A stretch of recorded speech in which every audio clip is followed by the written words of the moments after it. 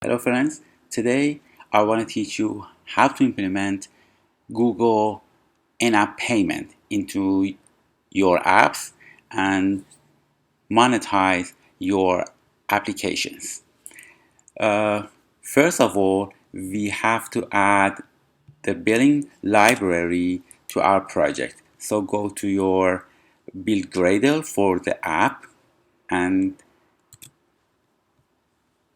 copy this line, implementation com.android.billingClient billing, and this is the version. Uh, so uh, after that, click on sync now.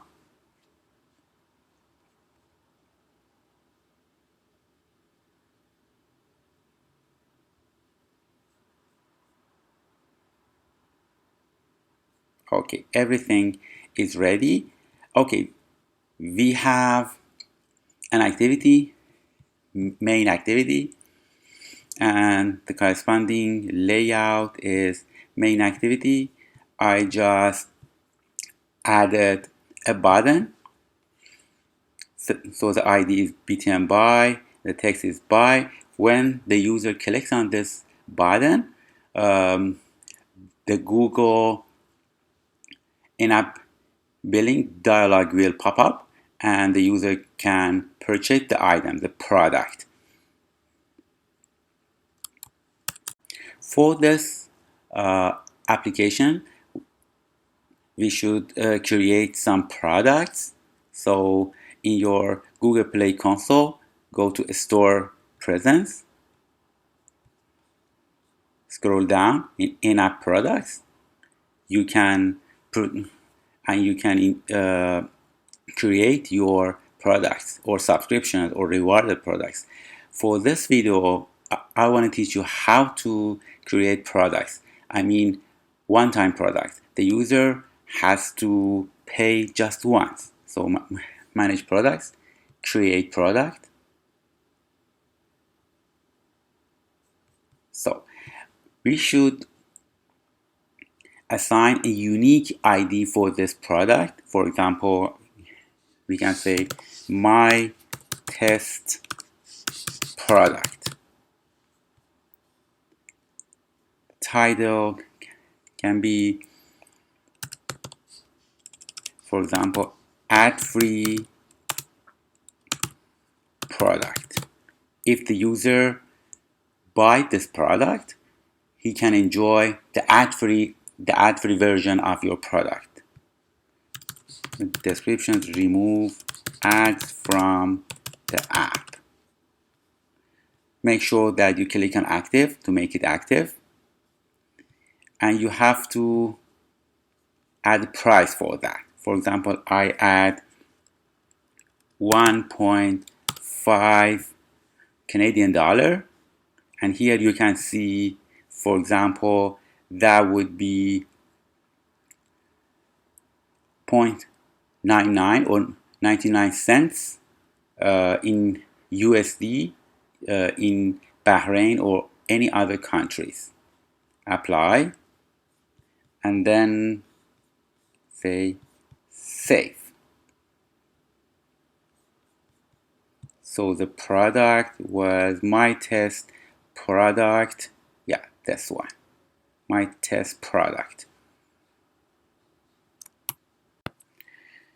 Okay, I wanna add this product ID here, string. For example, I can create a constant item SKU add removal, for example, equals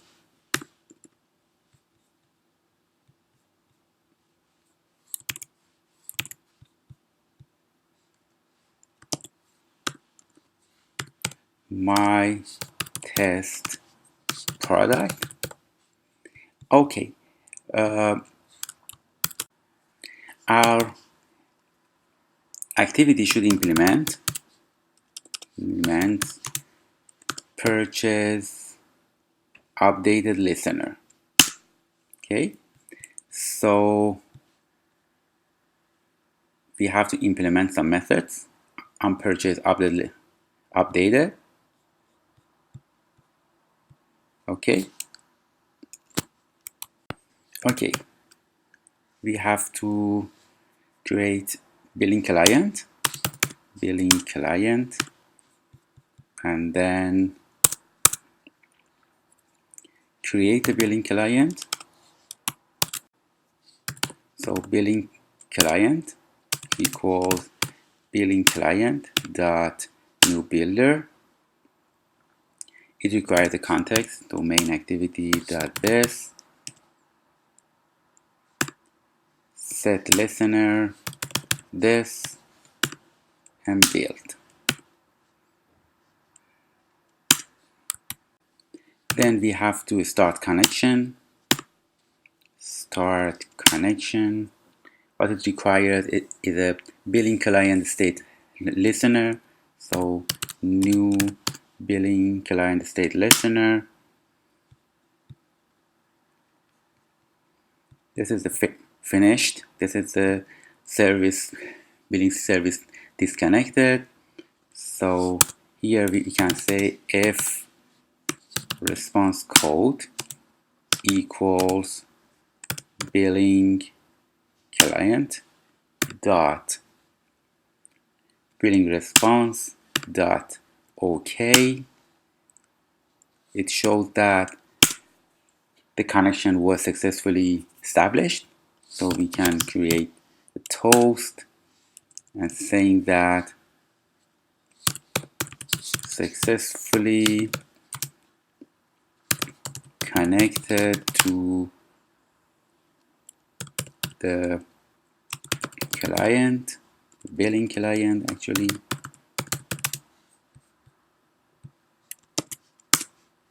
Else can say, for example, toast. Again, toast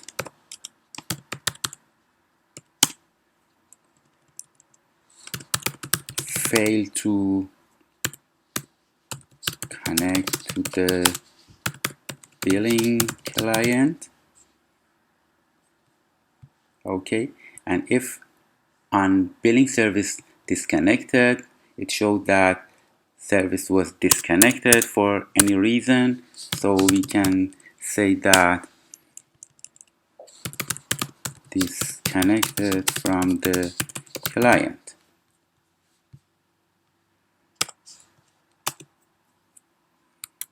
Okay, we need a list of products. So list SKU list, for example, is new array list, and we should add our products. So one of the products that I had was item SKU add removal, for example this one.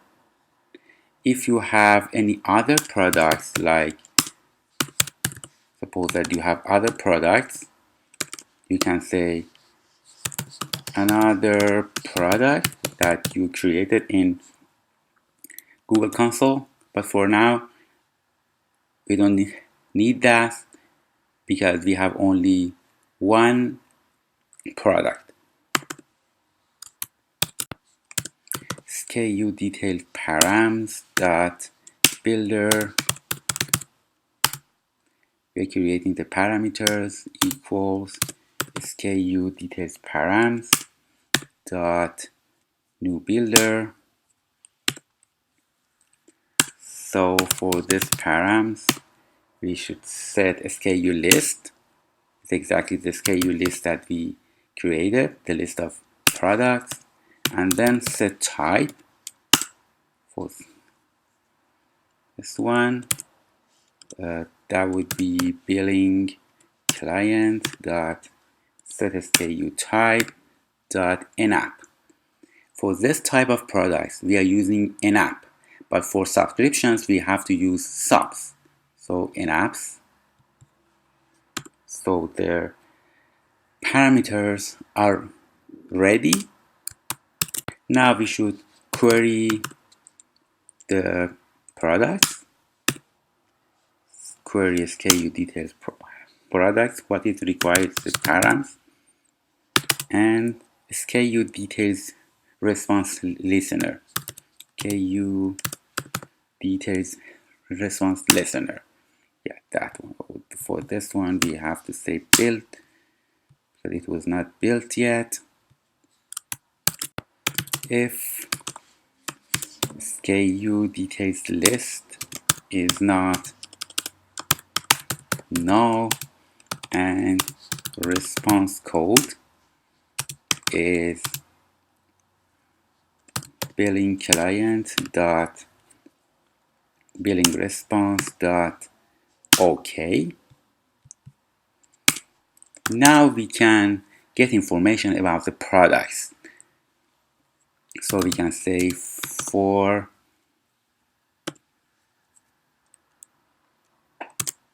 SKU details, no, not this one, SKU details, SKU details, in SKU details list, this one.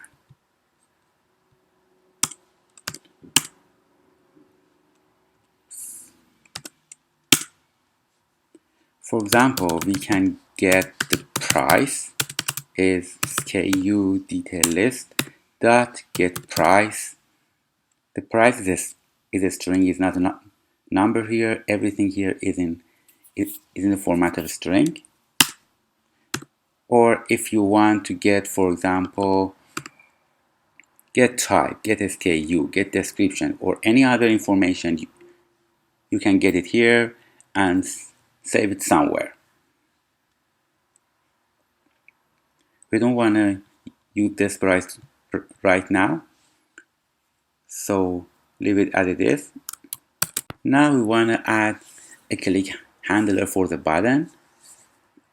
So first I have to define the button, so I can say button by equals find view by id r.id.btn by in our layout, but I have to cast it to a type of button. Then for this button by dot set on click listener, this one. So we have to say view dot on click listener. Okay, now we have a click listener. Okay, we need to implement launch billing flow. What it requires, the activity. So we pass the activity, this, and a param of type billing flow parameters. So params, what it returns is a response code. So now we have to define the parameters that was of type flow parameters. Billing flow parameters params equal billing flow parameters dot new builder. So I have to set the SKU was item SKU, set type is billing client dot SKU type dot again INAPP, and then we just build the parameters. So the button is ready to be clicked by the client. When the client or the user clicks on the button and actually does a purchase or cancels it or anything else, on purchases updated is run. So we have to handle the purchases here. If purchases is not null, actually a purchase was done, and response code response code equals billing client dot billing response dot OK.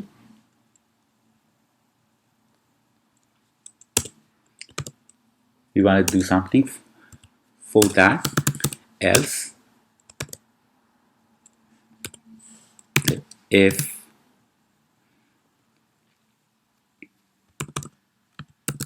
response code equals billing client dot billing response dot user cancel. So the user canceled the purchase and didn't pay for that. You can say, for example, you did not purchase the item.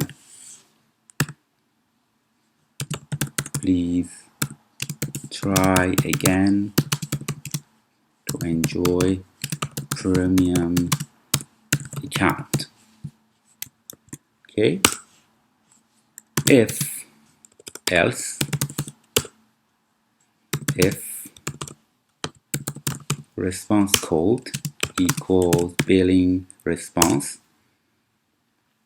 dot item already owned.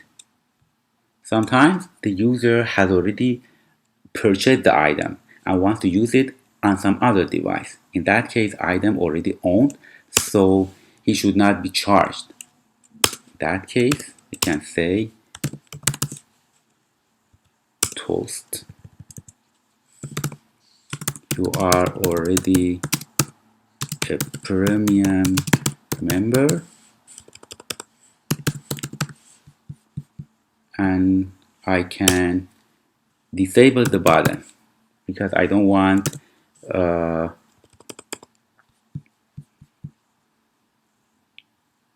person to buy it again. I have to create that one in the class level here.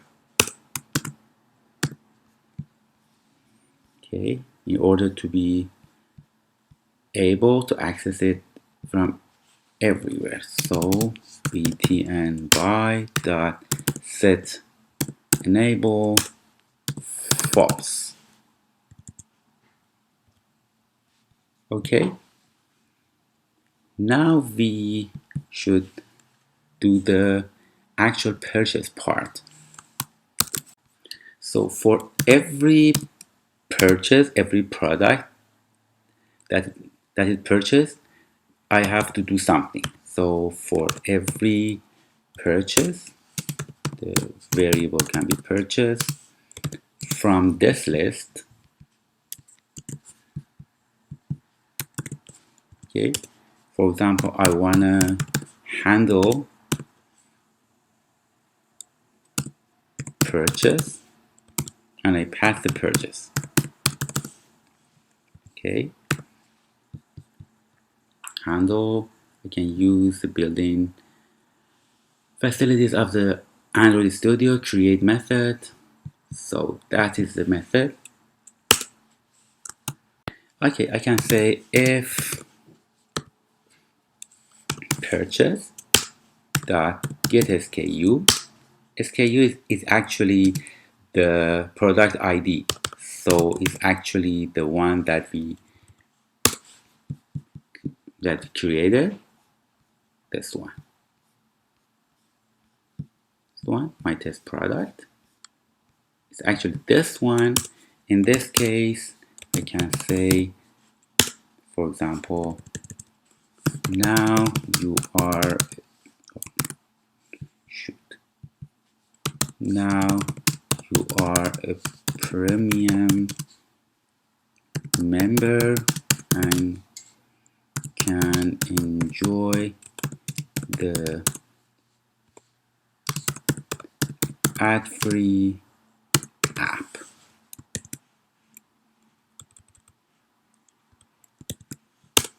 And again, I can set enable to false, or even I can set the visibility to off, set the visibility to invisible, because I don't want to show the button to purchase to the user anymore. Invisible. Okay. In this way, we implemented the in-app purchase. Just add it to your Google console and test it and enjoy the result. If you have any comments, any questions, please feel free to leave your comments and like or dislike my videos and my channel. Have a good time.